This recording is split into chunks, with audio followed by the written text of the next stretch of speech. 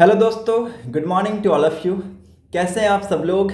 स्वागत है आप सभी का आपके चैनल द स्टडी टेक में।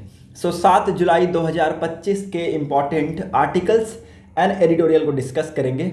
वीडियो अगर आप लोगों को पसंद आता है तो लोगों के साथ इस वीडियो को जरूर शेयर कर दीजिएगा, साथ ही साथ चैनल को सब्सक्राइब कर लीजिएगा and don't forget to click on the bell icon to get the latest video update. So let's move to the first page of the newspaper. Discuss करेंगे इंपॉर्टेंट न्यूज़ हेडलाइंस को। No change in instructions for voter list revision in Bihar says EC का कहना है कि जो यहाँ पे SIR special intensive revision चल रहा है उसके इंस्ट्रक्शन में कोई भी चेंजेस नहीं होगा। Defending the special intensive revision of electoral rolls underway in Bihar, Chief Election Commissioner Ganesh Kumar on Sunday said that Election Commission had held extensive consultations with all political parties and no one was satisfied with the current status of electoral roll for one region or others. So it is very important। यहाँ पे आप लोगों को मैं बता दूँ, यहाँ पे जो SIR चल रहा है ये उसी के इंस्ट्रक्शन पे चलेगा जो कि 24 जून को पास हुआ था। कोई भी यहाँ पे चेंजेस नहीं किया जा रहा है, ये आप लोगों को पता होना चाहिए। Moving on to the next important news जो कि इसी के पैरेलल में है। Declaration at BRICS summit reflects India's concern over terrorism governance reforms. Again it's very important. कल के दिन ब्रिक्स का यहाँ पे जो समिट था ब्राज़ील में हुआ है और ये इसका कल के दिन इनॉग्रेशन हुआ है। आज ये कंक्लूड हो जाएगा। 6 और 7 तारीख को ये समिट का डेट था और रियो डी जेनेरियो में ये समिट हो रहा है, तो इसके बारे में आप लोगों को पता होना चाहिए। और इंडिया का जो कंसर्न है विच इज़ रिगार्डिंग टेररिज्म, उसके ऊपर यहाँ पे बातचीत हुई है। The majority of the world's population is not properly represented in key global institution, Prime Minister Narendra Modi said on Sunday, addressing fellow leaders of emerging nations at the BRICS summit in Rio de Janeiro. Again it's a very important, यहाँ पे कुछ important topics के ऊपर बातचीत हुआ। Specially अगर cross border terrorism की बात करूँ, ग्लोबल गवर्नेंस रिफॉर्म्स की बात करूँ तो ये इंपॉर्टेंट है, इसको भी लिख लीजिएगा। ब्रिक्स में आप सभी को बता दूँ इंपॉर्टेंट इसलिए है क्योंकि अक्सर ब्रिक्स से क्वेश्चन पूछे जाते हैं। ब्रिक्स में 5 कंट्री हैं, ब्राज़ील, रशिया, इंडिया, चाइना और ये आपका साउथ अफ्रीका। इसको लिख लीजिएगा, इंपॉर्टेंट है। और मैं आप सभी को बता दूं ये एक इंटर गवर्नमेंटल ऑर्गेनाइजेशन है। लिख देता हूं मैं आप सभी के लिए, इंटर गवर्नमेंटल ऑर्गेनाइजेशन है। इट इज़ वेरी इंपॉर्टेंट, ये आप लोगों को पता होना चाहिए। अर्लियर इट वाज ब्रिक, बाद में साउथ अफ्रीका ज्वाइन किया। कब? 2010 में साउथ अफ्रीका ने ज्वाइन किया और ये ब्रिक्स बन गया। तो पहले 4 थे, अब ये 5 हो गए, तो ये आप लोगों को पता होना चाहिए। और इसके कुछ इंपॉर्टेंट चीज़ें के बारे में अगर मैं बताऊं तो ये इसमें ये तो लिख लीजिएगा कि पहले ब्रिक था, उसके बाद में ब्रिक्स हो गया जब यहाँ पे साउथ अफ्रीका ने ज्वाइन किया। और आप सभी को कमेंट सेक्शन में बताना है कि इसका हेडक्वार्टर कहाँ है, ठीक है। बहुत इंपॉर्टेंट क्वेश्चन, हेडक्वार्टर कहाँ है कमेंट सेक्शन में बताइएगा। कमेंट सेक्शन आप सभी के लिए खुला हुआ है। मूव करते हैं नेक्स्ट इंपॉर्टेंट न्यूज़ के तरफ। यहाँ पर और कुछ भी इंपॉर्टेंट है नहीं, लेट्स मूव अहेड। यहाँ पे भी आपको कुछ भी नहीं मिलेगा। Let's move to the editorial section. Directly editorial पे चलते हैं। पहला एडिटोरियल को आप लोग इजीली स्किप कर सकते हैं। Moving on to the second editorial, the Khelo Bharat Niti as a beacon for Indian football. देखिए आज के डेट में जो नेशनल स्पोर्ट्स पॉलिसीज़ है बहुत अच्छे तरीके से इसको फ्रेम किया गया है, जहाँ पे इंडियन प्लेयर्स को पहले के कंपैरिजन में यहाँ पे सपोर्ट मिल रहा है।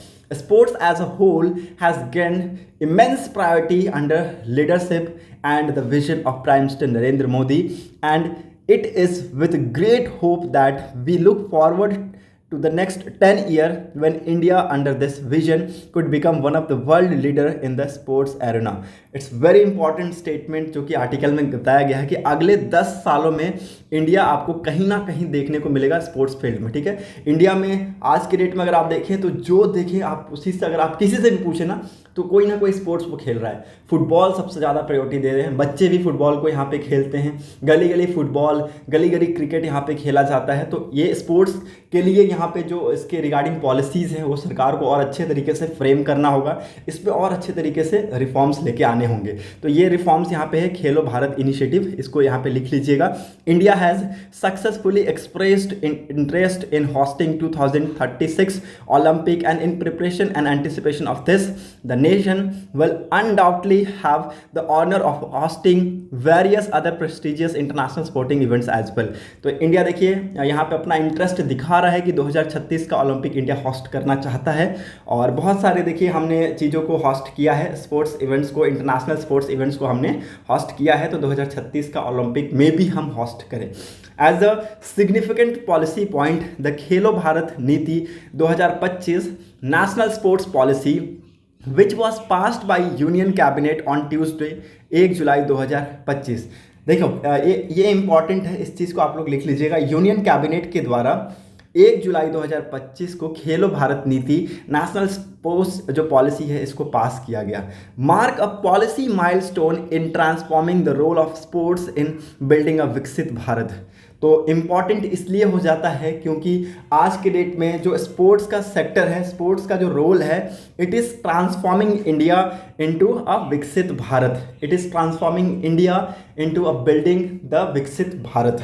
There are several aspects of the policy that in my view should result in much appreciation for Mansukh Mandavia, which is the Minister of Youth Affairs and Sports, particularly from the perspective of football.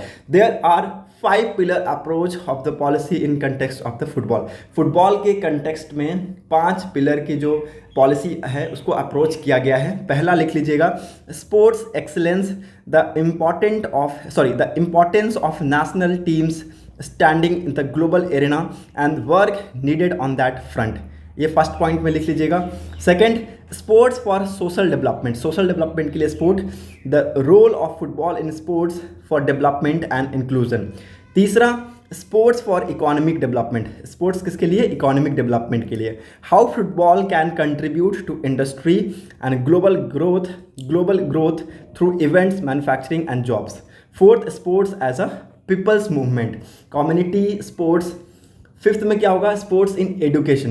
तो ये important है। पहला था sports excellence, दूसरा हो गया आपका sports in social development, तीसरा हो गया स्पोर्ट्स फॉर इकोनॉमिक डेवलपमेंट, चौथा हो गया sports as a people movement, और पांचवा हो गया स्पोर्ट्स इन एजुकेशन। जैसे कि स्कूल्स वगैरह में अगर आप देखें तो स्पोर्ट्स को भी यहाँ पे आज की डेट में वैल्यू दिया जा रहा है, मतलब कि वहाँ पे भी बच्चों को स्पोर्ट्स खिलाया जा रहा है। तो ये अगेन एक इंपॉर्टेंट हो जाता है। Now what is the subject of OCI talent? For some year there has been a vociferous demand for the inclusion of player with overseas citizen of India card in national team. तो यहाँ पे players को include करने की बात की जा रही है OCI कार्ड्स में। We have seen countries such as Bangladesh, Hong Kong, Malaysia, the middle eastern nation, Singapore, Sri Lanka, Vietnam, and those in Europe tap neutralize players with dual citizenships to strengthen their team।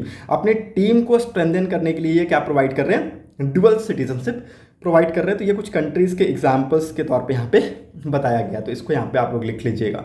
Moving on to the school side, कि school level पे हम क्या कुछ कर सकते हैं improvement के लिए और क्या कुछ किया जा रहा है। तो at the grass root level the AIFF has plan in place to ensure the progress of talented individuals from 8 years of the age right up to the senior level. At the lower age category 8 to 10, football has made accessible for the children। देखिए तो lower category में 8 से 10 साल के अगर आप बच्चों को देखिए तो यहाँ पे जो फुटबॉल है it is mandatory, you can say that it is accessible, कि वो फुटबॉल खेल सकते हैं। उसके बाद वो जैसे जैसे प्रोग्रेस करेंगे वैसे वैसे उनको इंट्रोड्यूस किया जाएगा कॉम्पिटिशन्स में 12 से 13 साल के बीच में। जैसे जैसे वो और आगे बढ़ेंगे, अंडर 17 अंडर 18 आएंगे, तो उनको यहाँ पे चांस मिलेगा, हाई परफॉर्मेंस की ट्रेनिंग दी जाएगी, ठीक है, और उनको यहाँ पे एक प्रोफेशनल में तब्दील करने की कोशिश किया जाएगा। सच process would not be possible without the help of facilities of schools. तो ऐसी जो प्रोसेस है बिना स्कूल के यहाँ पे मदद के नहीं पूरा हो सकता है। And we thanks the minister of education Dharmendra Pradhan for having facilitated the alignment of national education policy with the national sports policy. तो यहाँ पे इस चीज़ को देख के, यहाँ पे इस चीज़ को मद्देनजर रखते हुए ये जो नेशनल एजुकेशन पॉलिसी है उसको यहाँ पे नेशनल स्पोर्ट्स पॉलिसी के साथ यहाँ पे अलाइन करने की कोशिश की गई है यूनियन मिनिस्टर ऑफ एजुकेशन के द्वारा, धर्मेंद्र प्रधान जी के द्वारा। तो ये इंपॉर्टेंट है, इस चीज़ को आप लोग यहाँ पे लिख लीजिएगा।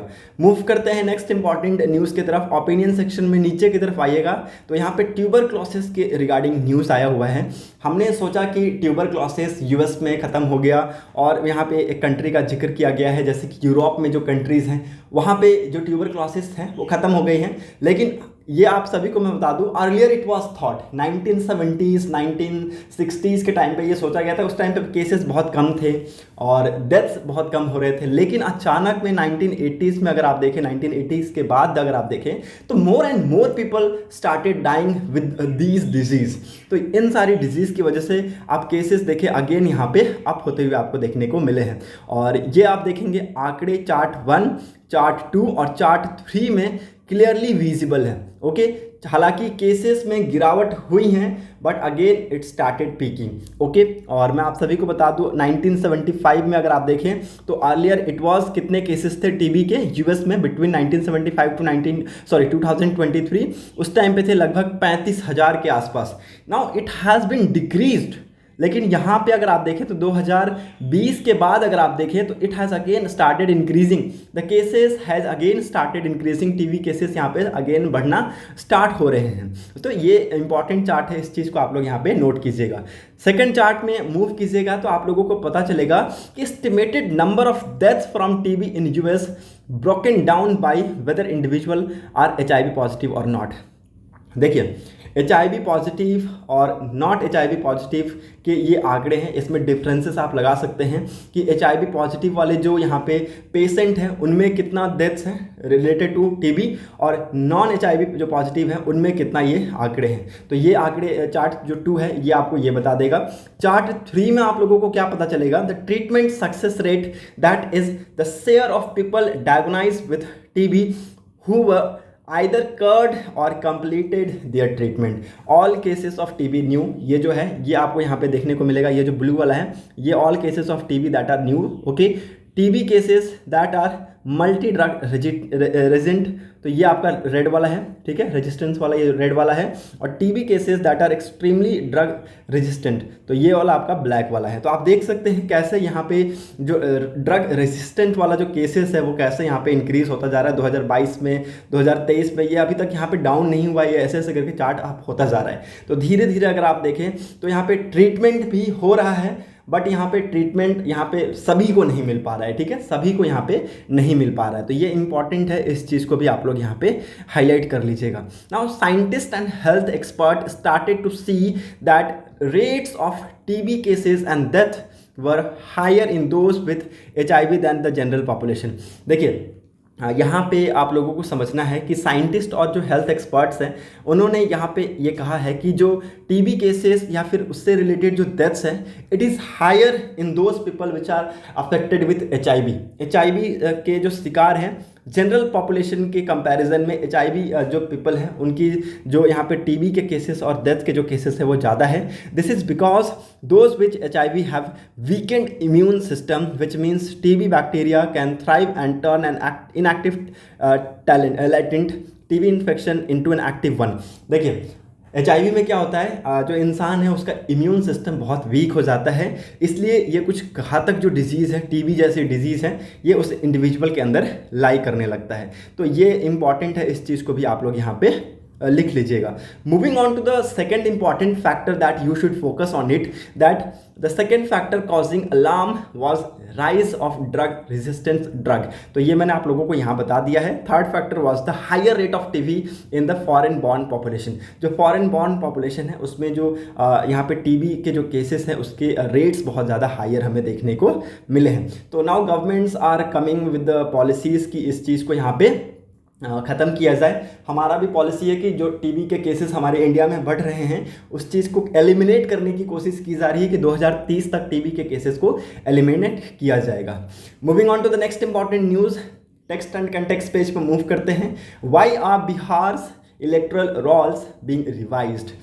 क्यों रिवाइज किया जा रहा है ये मैं आप सभी को बता दूं। कंटिन्यूअस 5वां दिन है इस आर्टिकल का, लेकिन इस पे बहुत सारी चीज़ें मैंने हाईलाइट की हैं जो कि आप लोगों को पढ़ना है और वही इंपॉर्टेंट चीज़ें मैं आप लोगों को बताऊंगा। ओके, नवंबर में यहाँ पे आप लोगों को बिहार में जनरल इलेक्शन देखने को मिलेंगे और उसी को लेके यहाँ पे एक स्पेशल इंटेंसिव रिविजन किया जा रहा है। ये चीज़ें आप सभी को पता होगा। ऑल ओवर इंडिया में ऐसा कोई लोग नहीं है जिनको इस चीज़ के बारे में पता नहीं है।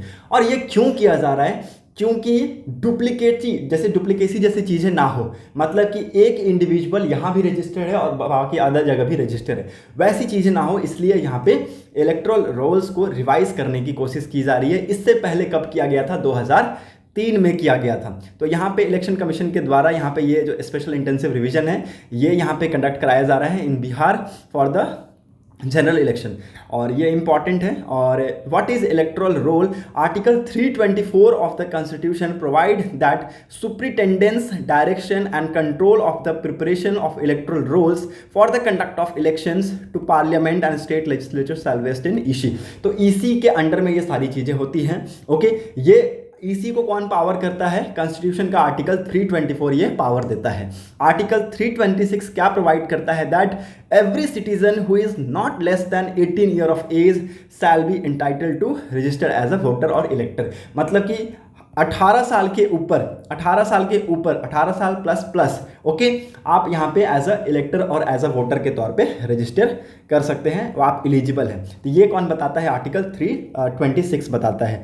The electoral rolls are prepared by EC. EC के द्वारा इलेक्टोरल रोल्स को प्रिपेयर किया जाता है and it is as per the provision of representation of people act 1950। तो आरपी एक्ट 1950 के प्रोविजंस के तहत यहाँ पे ईसी के द्वारा इलेक्टोरल रोल्स को प्रिपेयर किया जाता है।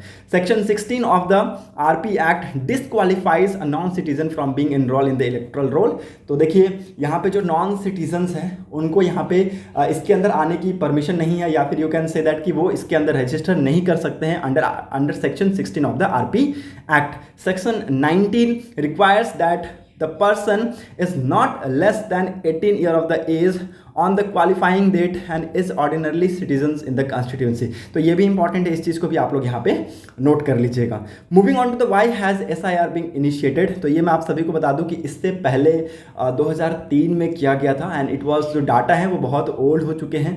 इससे आप सभी को बता दूं कंस्टिट्यूंसीज में पॉपुलेशन में बहुत ज़्यादा बदलाव हुए हैं, तो यहाँ पे डुप्लीकेसी जैसी चीज़ों को यहाँ पे मद्देनजर रखते हुए ये सारी चीज़ें की जा रही है। Section 21 of the RP act deals with the preparation and revision of electoral rolls. Section 21 of RP act का सेक्शन 21 किससे डील करता है? इलेक्टोरल रोल के प्रिपरेशन और रिवीजन से डील करता है। It authorises the EC to carry out a special revision of electoral rolls at any time for reasons to be recorded। ठीक है, तो ये अलाउ करता है, ये इस चीज़ का परमिशन देता है इलेक्शन कमीशन को कि किसी भी टाइम पे आप एक स्पेशल रिविजन्स कंडक्ट कर सकते हैं for the electoral roll at any time for the reason for being recorded. Okay, तो election commission has noted that there have been large scale addition and deletion of electoral rolls over the last 20 years due to rapid urbanization and migrations। तो election commission ने ये note किया कि देखिए पिछले 20 सालों में, इससे पहले 2003 में किया गया था, तो 20 सालों में बहुत ज़्यादा अर्बनाइजेशन और माइग्रेशन की वजह से यहाँ पे बहुत सारे लोग इधर उधर हुए हैं। तो हमें इसको एक यहाँ पे अगेन एक स्पेशल यहाँ पे रिवीजन करना होगा, इंटेंसिव रिवीजन करना होगा, इसलिए ये वापस से यहाँ पे लेके आए हैं। और ये कहाँ से स्टार्ट हो रहा है? इट इज स्टार्टिंग, देखिए ये सारी जगह सब स्टेट में किया जाएगा, लेकिन ये स्टार्ट कहाँ से हो रहा है? It is starting with Bihar. यहाँ पे ये क्लियरली मेंशन है। The accordingly the election has decided to carry out SIR for the entire country में ये होगा, बट उससे पहले सबसे पहले ये बिहार से स्टार्ट हुआ है। ओके, लास्ट हुआ था 2003 में। Since the Bihar assembly election are due in November, the EC has presently laid down the guidelines for SIR और बिहार इलेक्टोरल रोल्स। तो मैंने आप लोगों को डॉक्यूमेंट बताया है कि क्या क्या डॉक्यूमेंट्स होंगे। आप लोगों को यहाँ पे ये पता चलेगा कि कितने बूथ ऑफिसर्स यहाँ पे प्रेजेंट हैं for the conducting of these smooth और रिजिलियंट कंडक्ट के लिए। यहाँ पे जो इलेक्टरल जो रजिस्टर्ड है उन्होंने यहाँ पे बूथ लेवल ऑफिसर्स को यहाँ पे अपॉइंट किया है फॉर द इनोमिनेशन फॉर्म। ठीक है, तो यहाँ पे उन सारी जगहों पे ये सारी चीज़ें अच्छे से कंडक्ट हो जाए, तो इसके लिए ये सारी चीज़ें अच्छे से की जा रही है। तो ये इंपॉर्टेंट है इस चीज़ चीज़ को आप लोग यहाँ पे नोट डाउन कीजिएगा। टेबल 1 में ये आप लोगों को पता चलेगा कि कौन कौन से डेट को कौन कौन सी एक्टिविटीज़ चलाई जा रही हैं। 25/6 से 26/7 तक यहाँ पे distribution and submission of pre printed enumeration forms का यहाँ पे होगा। Publication of draft electoral rolls with the name of elector who have been submitted the enumeration form 1/8/2025 को। Period of filling claims and objection 1/8/2025 से 1/9/2025 के बीच में होगा। Decisions on enumeration forms and disposal of claims and objection by electoral registration officer, ये कब होगा? By 25/9/2025 तक। And publication of final electoral rolls 30/9/2025 तक, मतलब सितंबर लास्ट तक आपको ये यहाँ पे पब्लिश होता हुआ देखने को मिल जाएगा। देखिए यहाँ पे बहुत सारे क्वेश्चंस हैं which is regarding with the process and time required for the entire exercise, regarding with the document required, और आधार कार्ड को यहाँ पे मैंडेटरी डॉक्यूमेंट के तौर पे बताया जा रहा है अपोजिशन के द्वारा। ओके, माइग्रेंट का इसके अंदर इंक्लूड नहीं किया गया, माइग्रेंट को इसके अंदर से आउट किया गया है, तो उनका जो एक्सक्लूजन है फ्रॉम द इलेक्टोरल रोल, ये भी यहाँ पे एक आर्गूमेंट करता है। तो ये सारी चीज़ें आप लोग लिख सकते हैं, इंपॉर्टेंट है। ओके, इसको यहाँ पे हाईलाइट कर दिया है। अगर आप लोग यहाँ पे एक गो थॉरो कर लीजिएगा, मतलब थोड़ा सा अगर आप लोग पढ़ लीजिएगा तो इंपॉर्टेंट है, बाकी इसके अंदर ज़्यादा डीप में जाने की ज़रूरत नहीं है। मूव करते हैं नेक्स्ट इंपॉर्टेंट न्यूज़ की तरफ। यहाँ पर और कुछ भी इंपॉर्टेंट है नहीं, so let's move to the next important news. Environment impact study for Nicobar project downplays earthquake risk. देखिए, रिपोर्ट कहता है कि probability of mega earthquake such as that one lead in 2004 tsunami, 2004 में जो सुनामी आया था जहाँ पे हमें अर्थक्वेक देखने को मिला था 9 पॉइंट समथिंग का, 9.2 के आसपास का मैग्नीट्यूड देखने को मिला था। इट इज़ वेरी लो, ऐसा प्रोबेबिलिटी बहुत कम है। लेकिन IIT कानपुर ने रिपोर्ट किया है that uncertainty in prediction of future earthquakes. तो यहाँ पे देखिए, ऐसा नहीं है कि यहाँ पे प्रोजेक्ट्स खोले जाएंगे तो अर्थक्वेक आएंगे, उसका इंटेंसिटी बहुत ज़्यादा होगा, मैग्नीट्यूड बहुत ज़्यादा होगा। मैं आप सभी को बता दूं, देखिए यहाँ पे बहुत सारे डेवलपमेंट्स प्रोजेक्ट्स चल रहे हैं, उसकी वजह से ये आपको न्यूज़ में है। Moving on to the next important news, NMC relaxes regulation on medical education infrastructure and man power. तो यहाँ पे देखिए, NMC ने रेगुलेशंस रिलैक्स किए हैं on medical education infrastructure and man power following an announcement by the union government to add 75,000 new medical seat over the next 5 years. The National Medical Commission has notified that medical institution qualification of faculty regulation 2025 aimed at widening the pool of eligibility faculty and facilitating the expansion of undergraduate and postgraduate seat in medical colleges across the India. तो यहाँ पे देखिए, medical colleges की जो seat है, चाहे वो under graduate हो चाहे वो पोस्ट ग्रेजुएट हो, उसको यहाँ पे फुलफिल करने की कोशिश की जा रही है। उसके रिगार्डिंग जो भी एलिजिबिलिटी है उसको वाइडनिंग करने की यहाँ पे कोशिश की जा रही है। और सरकार के द्वारा जो 75,000 नए मेडिकल सीट्स हैं उनको अगले 5 सालों में भरा जाएगा। तो ये इंपॉर्टेंट है, इस चीज़ को आप लोग यहाँ पे लिख लीजिएगा। अपर एज लिमिट को यहाँ पे इंक्रीज़ करके 50 तक किया जाएगा, यहाँ पे ऐसा कहा गया है। तो ये भी इंपॉर्टेंट है, इसके ऊपर भी आप लोग फोकस कीजिएगा। मूव करते हैं नेक्स्ट इंपॉर्टेंट न्यूज़ की तरफ। वर्ल्ड सेक्शन में देखिए, Israel strikes at least 38 in Gaza, has negotiation teams head for Qatar. देखिए, नेगोशिएशन टीम्स जैसे कतर यहाँ पे जा रही थी, उसके बाद आप देखेंगे कि इजराइल ने स्ट्राइक किया है और उससे लगभग 38 लोगों की यहाँ पे जाने चली गई इन गाजा। तो होप वर्ल्ड सेक्शन में बस यही है, और कुछ इंपॉर्टेंट न्यूज़ है नहीं। फाइनली कल इंडिया ने इंग्लैंड को हराया, 336 रनों से हराया है। तो ये अगेन इंपॉर्टेंट है, इस चीज़ को भी आप लोग लिख लीजिएगा। होप आप लोगों को वीडियो पसंद आया होगा। अगर आप लोगों को वीडियो अच्छा लगा है तो लोगों के साथ वीडियो को शेयर कर दीजिए। Thanks for watching a video. Thank you and have a nice day.